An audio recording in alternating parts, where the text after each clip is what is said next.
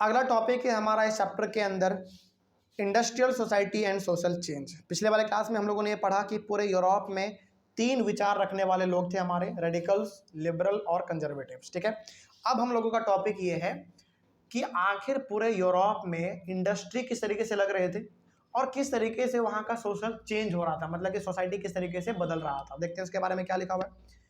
It was a time in Europe when new cities came up, new industrial regions developed, railways expanded. All this led to the industrial revolution in Europe. यानी कि Europe में एक ऐसा भी समय आया जिस समय नए नए शहर बन रहे थे यूरोप में। ठीक है, पहला बात। दूसरी बात, यूरोप में अलग अलग इंडस्ट्रियल रीजन डेवलप हो रहे थे, मतलब कि अलग अलग इंडस्ट्री लग रहे थे, फैक्ट्री बड़े बड़े लग रहे थे, वहाँ पे रेलवे और ज़्यादा एक्सपेंड हो रहा था। ठीक है, और इन सभी को देखते हुए हम लोग क्या कह सकते हैं कि मोटा मोटी वहाँ पे क्या आ चुका था, इंडस्ट्रियल रेवोल्यूशन आ चुका था। इंडस्ट्रियल रेवोल्यूशन का सिंपल सा मतलब है एक ऐसा दौर जिस समय पे केवल हमको ये देखने को मिला कि बड़े बड़े फैक्ट्री लग रहे हैं, बड़े बड़े इंडस्ट्री लग रहे हैं, उसी को हम लोग कहते हैं इंडस्ट्रियल रेवोल्यूशन। ठीक है, अच्छा जैसे आपने पढ़ा ना फ्रेंच रेवोल्यूशन, इसका मतलब क्या था कि एक ऐसा दौर जिसमें फ्रांस अपने आप को बदला, है ना। उसी प्रकार से यहाँ पे इंडस्ट्रियल रेवोल्यूशन है, मतलब कि यूरोप में एक ऐसा दौर जहाँ पे इंडस्ट्री क्या हो गया, थोड़ा सा डेवलप हो गया, अलग अलग प्रकार के इंडस्ट्री, फैक्ट्री ये सब आने लगे वहाँ पे। कपड़ा बनाने वाला, स्टील, आयरन, ये सब बनाने वाला अलग अलग फैक्ट्री, इंडस्ट्री वहाँ पे लगने लगे थे। तो यूरोप में एक ऐसा समय आया जब पूरी तरीके से वहाँ पे नए नए शहर बन रहे थे और वहाँ पे अलग अलग फैक्ट्री लग रहे थे, है ना, रेलवे एक्सपेंड हो रहे थे, सब चीज़ वहाँ पे, मतलब अच्छा सा प्रोसेस वहाँ पे आगे की ओर हो रहा था। ठीक है, उसके बाद man, women and children were start moving into the cities for work in factories. अब देखिए, क्या कोई गांव में फैक्ट्री खोलता है क्या? बिल्कुल नहीं। तो यहाँ पे जो फैक्ट्री लग भी रहे होंगे पूरे यूरोप में, कहाँ पे लग रहे होंगे? शहर में लग रहे होंगे। तो ये जैसे खबर पूरे गांव में फैला, यूरोप के पूरे गांव में जैसे खबर फैला कि भैया शहर में ना नया नया फैक्ट्री लग रहा है, अपना बोरिया बिस्तर बांधो और चलो शहर की ओर। क्यों? ताकि वहाँ पे रोजगार मिल सके फैक्ट्री में, है ना। तो चाहे वो पुरुष हो, महिला हो, बच्चा हो, हर कोई अपने घर से पटरी को बांधा, सर पे उठाया और मूव कर गया शहर की ओर। अब आप बताइए, हर आदमी गांव से उठ के शहर की ओर आना चाहता है, तो बताइए शहर का पॉपुलेशन अचानक बढ़ेगा कि नहीं? बिल्कुल बढ़ेगा। जैसे हम लोग अपने एग्जाम्पल के तौर पर ले लेते हैं, चलिए बिहार का। ठीक है, बिहार की राजधानी पटना मान लेते हैं। मान लीजिए केवल पटना में 10 फैक्ट्री खुल जाए, पटना में आपको चलने का जगह नहीं मिलेगा। पहली बात तो बिहार में कोई फैक्ट्री है ही नहीं। दूसरी बात, यदि पटना में 10 फैक्ट्री यदि अचानक खुल जाए तो सोचो, बिहार में 38 जिला है। यदि 38 जिला से एक एक हजार, मतलब एक एक लाख भी लोग आते हैं ना, तो सोचो 38 लाख पॉपुलेशन अचानक बढ़ जाएगा पटना का, जो कि एकदम पटना के जगहों पे जगह नहीं होगा चलने का। इसका मतलब है कि जब यूरोप के अलग अलग शहरों में फैक्ट्री लग रहे थे तो गांवों से लोग अपने बच्चे को लेकर, अपने पति पत्नी, सब कोई बोरिया बिस्तर बांध के शहर की ओर मूव कर रहा था। और यहाँ पे हुआ क्या, शहर में एक तरीके से अचानक पॉपुलेशन बढ़ गया एकदम। ठीक है, आगे बढ़ते हैं। फिर क्या हुआ, देखो, they worked for long hours but their wages were very low. देखो, ये लोग शहर आ तो गए, शहर में इनको काम तो मिल गया, फैक्ट्री में ये लोग काम भी करते थे, लेकिन इनका जो मजदूरी था, जो इनका पैसा मिलना चाहिए, वो इनको भरपूर पैसा नहीं मिलता था। अच्छा, क्यों नहीं मिलता था? इसके पीछे आप लॉजिक समझ पा रहे हैं? पॉपुलेशन बहुत ज्यादा है, तुमको काम करना है तो करो, नहीं करना है तो निकलो, कोई दूसरा आगे करेगा। यानी कि यहाँ पे ना मनमानी किसका चल रहा है? कंपनी के मालिक का। वो क्या करेगा, बोलेगा कि देखो काम करना है तो करो, इतना ही पैसा देंगे हम, नहीं करना है तो बाहर निकलो, क्योंकि लाइन में बहुत सारे लोग खड़े पड़े हैं काम करने के लिए। तो यहाँ पे ना लोग अपने इच्छा से काम नहीं करते थे, मजबूरी में काम करते थे वो लोग। क्योंकि भैया मान लो आप 5 ही रुपया दे रहे हैं, तो बैठने से बढ़िया है ना कि 5 रुपया मिल जाए। तो ये चीज़ अच्छा नहीं लगा इनको, चलो भाई कोई बात नहीं, 4 घंटा बेसी काम करना पड़ेगा, लेकिन काम कर लो, बाल बच्चा का पेट तो पल जाएगा, है ना। तो ये लोग काम करते थे बहुत लंबे लंबे समय तक, लेकिन इनको अपने काम के बदले में फिक्स मजदूरी नहीं मिल पाता था। ठीक है, बेसिकली मजबूरी में काम कर रहे थे लोग। आगे, at that time unemployment was common in Europe because there was huge population. और सबसे बड़ा समस्या यह था कि यूरोप में ना धीरे धीरे पॉपुलेशन भी बढ़ रहा था, पहली बात, और दूसरी बात अनएम्प्लॉयमेंट यहाँ पे बहुत बढ़ गया था। यानी कि पॉपुलेशन बढ़ रहा है तो ऑब्वियस बात है, बेरोजगारी तो बढ़ेगा ही बढ़ेगा। और सबसे ज़्यादा बेरोजगारी कहाँ पे था? शहर में था, क्योंकि अचानक लोगों का पॉपुलेशन वहाँ पे बढ़ गया, सारे लोग गांव से उठ के शहर आ गए, है ना। खैर आगे बढ़ते हैं। Also there was a problem of housing and sanitation because the cities वे आर ग्रोइंग रैपिडली। आपने क्या देखा यहाँ पे, लगभग हमारा जो शहर था पूरे यूरोप में, अचानक नए नए शहर बन रहे थे। शहर तो बन रहा था, गांव से लोग शहर भी आ रहे थे, लेकिन क्या शहर में रहने का फैसिलिटी था? नहीं था। हाउसिंग का फैसिलिटी नहीं था, सैनिटेशन यानी कि साफ सफाई नहीं था, कुछ भी शहर में नहीं था। बस शहर में यदि कुछ था तो वो था फैक्ट्री। और भाई एक फैक्ट्री में कितना लोग काम कर सकते हैं? ज़्यादा नहीं कर सकते। यदि आपका बहुत बड़ा फैक्ट्री है तो मुश्किल से मुश्किल कितना 1000 लोग कर सकते हैं काम। बाकी सब लोग को कहाँ करेंगे, क्या करेंगे वो लोग? बेरोजगार ही होंगे ना। तो वही चीज़ था इसमें। तो शहर अचानक बढ़ रहा था, कोई साफ सफाई नहीं, कोई रहने का सुविधा नहीं, तो लोगों को जहाँ जगह मिल रहा था वहीं पे वो लोग एक दरी बिछा के लेट जा रहे थे, वहीं पे सो जा रहे थे, जो काम मिल रहा था वही काम कर ले रहे थे। ठीक है, आगे बढ़ते हैं। उसके बाद फिर ऑल्सो, हाँ उसके बाद, but liberals and radicals wanted a solution for all these problems. तो अब यहाँ पे ना इस पूरे समस्या को खत्म कौन करना चाहते हैं? दो विचारधारा के लोग, लिबरल और रेडिकल। हमने पिछले वाले क्लास में भी आपको बताया था कि लिबरल और रेडिकल का ना विचारधारा कुछ तो मिलता है, ज़्यादा नहीं लेकिन कुछ हद तक उनका विचारधारा मिलता है। वही दो ऐसे विचारधारा के लोग थे जो कि सोसाइटी में चाहते थे कि हाँ कुछ बदलाव हो जाए। कंजर्वेटिव तो बिल्कुल भी अलग था, वो तो चाहते थे कि राजा का सिस्टम दोबारा आ जाए, है ना। तो इन लोगों ने क्या सोचा? इन लोगों ने सोचा कि यार हमारे पूरे यूरोप में लोग बेहाल हैं, इतने बुरे स्थिति में है, तो क्यों ना इसके लिए कुछ सॉल्यूशन निकाला जाए, है ना। तो यहाँ पे आगे कौन आ रहे हैं? धीरे धीरे लिबरल और रेडिकल आ रहे हैं कि कुछ अपने लोगों के लिए करना पड़ेगा। ठीक है, आगे बढ़ते हैं। दे मेड, अच्छा हाँ आगे, liberals and radicals were the huge property owners and employers. देखो ये जो लिबरल और रेडिकल थे ना, इनके पास बहुत ज़्यादा पैसा हुआ करता था, यानी कि इसके पास पैसा बहुत ज़्यादा था, और ये लोग ना मतलब इनके पास बहुत सारे लोग भी काम करते थे, इनके पास प्रॉपर्टी भी होता था, इनके पास पैसा भी होता था, और इनके पास बहुत सारे लोग काम भी करते थे। अब लेकिन सवाल है कि सर आपने पिछले वाले क्लास में बताया कि ये लोग प्रॉपर्टी के खिलाफ थे, लेकिन इनके पास खुद का प्रॉपर्टी है, तो ये लोग कैसे बात कर रहे हैं इतना अच्छा अच्छा? देखो इनके पास जो प्रॉपर्टी है ना, इन लोगों ने अपने मेहनत से कमाया है। देखो ये जो लिबरल रेडिकल जो प्रॉपर्टी के खिलाफ बोलते थे ना कि हाँ किसी के हाथ में इतना प्रॉपर्टी नहीं होना चाहिए, बल्कि ये बोलते किसके बारे में थे? राजा के बारे में, जो बिना मतलब का इतना सारा प्रॉपर्टी लेके बैठे हुए हैं, है ना। लेकिन जिस आदमी ने अपने मेहनत से कमाया है उसके खिलाफ ये क्यों बोलेंगे? बोलेगा कोई?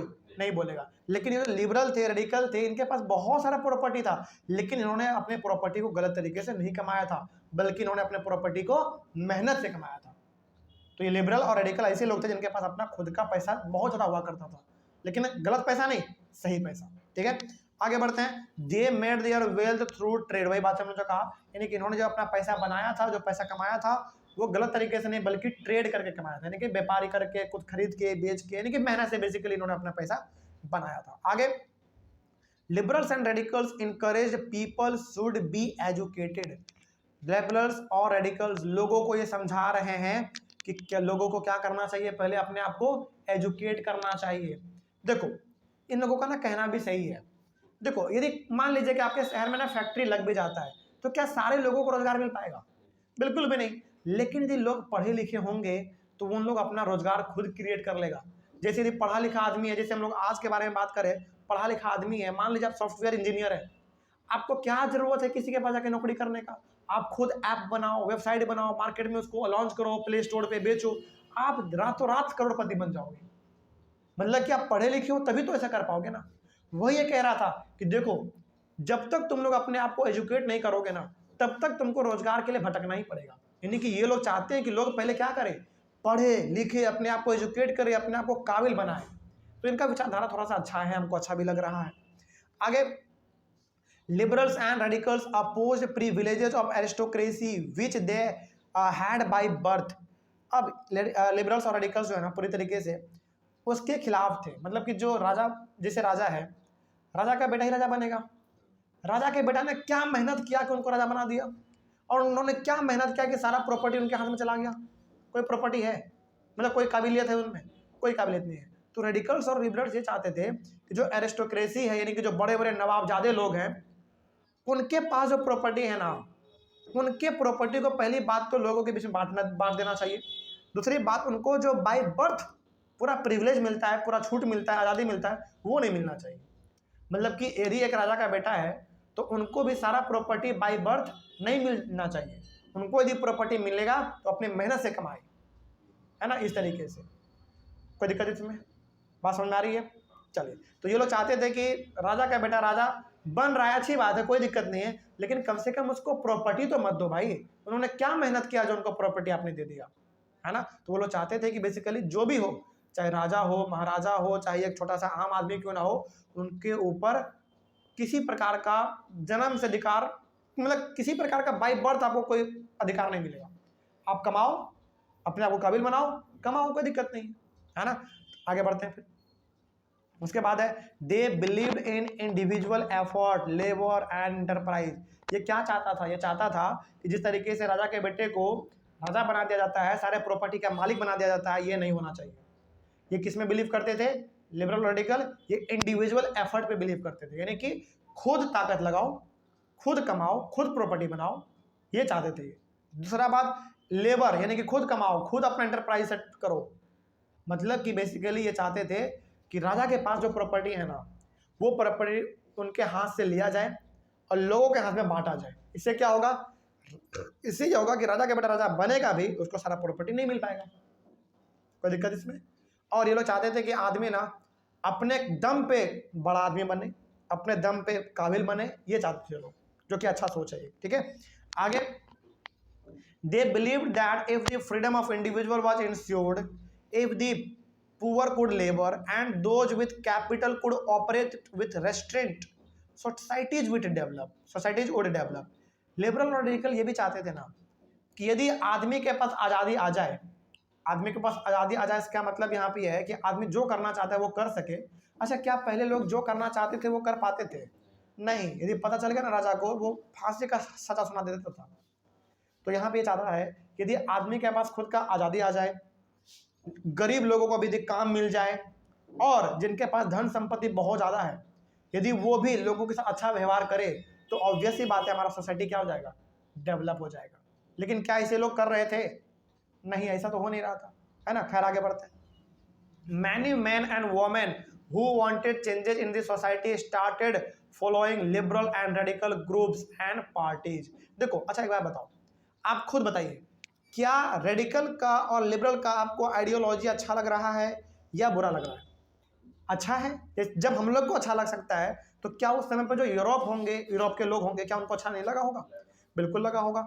तो इनके आइडियोलॉजी को लोगों ने फॉलो किया, और देखते देखते बहुत सारे लोग इनके विचारधारा को फॉलो करने लग गए। मतलब कि बहुत सारे लोग ऐसे थे जो कि एक प्रकार के विचारधारा रखने लगे थे, और ये चाहते थे कि हमारा सोसाइटी चेंज होना चाहिए। ठीक है, तो ये अच्छा चीज था। आगे, now liberals and radicals wanted revolutions against existing monarchs. देखो, अभी फिलहाल मोनार्की कहां से केवल हटा था? फ्रांस से, केवल फ्रांस से हटा था, बाकी हर जगह तो था ही। तो बाकी हर जगह पे क्या हो गया? इस प्रकार का विचारधारा फैल गया कि हाँ भैया, मोनार्की को खत्म करना है, सोसाइटी में इक्वालिटी लाना है। यानी कि फ्रांस के बाद हर जगह पे आइडिया फैल गया, और हर लोगों ने क्या किया? अपने राजा के खिलाफ रिवॉल्यूशन किया, यानी कि उसके खिलाफ बगावत किया, लड़ाई पीट हमला जो भी करना था उन्होंने किया। किसने किया? लोगों ने।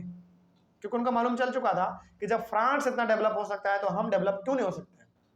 तो धीरे धीरे हर आदमी को समझ में आ चुका था कि हमारा आज़ादी क्या है, हमको किस तरीके से अपने जीवन को व्यतीत करना है, हमारे ऊपर कोई अधिकार क्यों चलाएगा, है ना। सब लोगों को समझ में आ रहा था, और हर लोगों ने अपने अपने कंट्री में राजा के खिलाफ प्रोटेस्ट किया, बगावत किया, उनके खिलाफ लड़ाई लड़ा।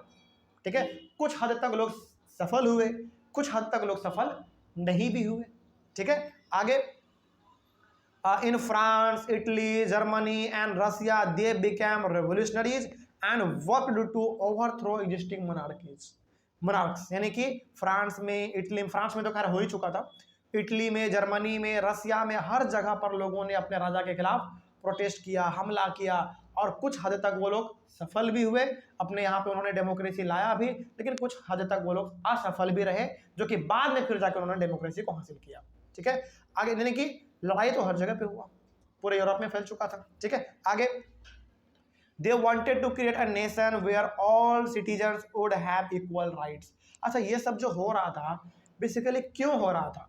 इसलिए हो रहा था ताकि हमारा एक कंट्री ऐसा कंट्री बने जहां पे हर आदमी के पास बराबर अधिकार होगा, हर आदमी बराबर होगा, कोई राजा नहीं, कोई महाराजा नहीं, सब आपस में इक्वल होंगे। इसी के लिए तो इतना मेहनत किया जा रहा है कि नहीं। तो ये हमारा टॉपिक भी यहाँ पे कंप्लीट हुआ। तो यहाँ पे आपने ये समझ लिया, टॉपिक का नाम था बेसिकली हमारा industrial society and social change. तो किस तरीके से बदलाव आ रहा था ये आपको मालूम चल गया। तो सोसाइटी कैसे बदल रहा था, इंडस्ट्री वहाँ पे कैसे आ रहे थे, ये भी आपको इसमें पता चल गया। अगला टॉपिक होगा हमारा the coming of socialism to Europe, यानी कि यूरोप में सोशलिज्म कैसे आया। ये हम लोग अपने अगले वाले क्लास में यानी कि अगले वाले क्लास में देखेंगे। तब तक थैंक यू वेरी मच।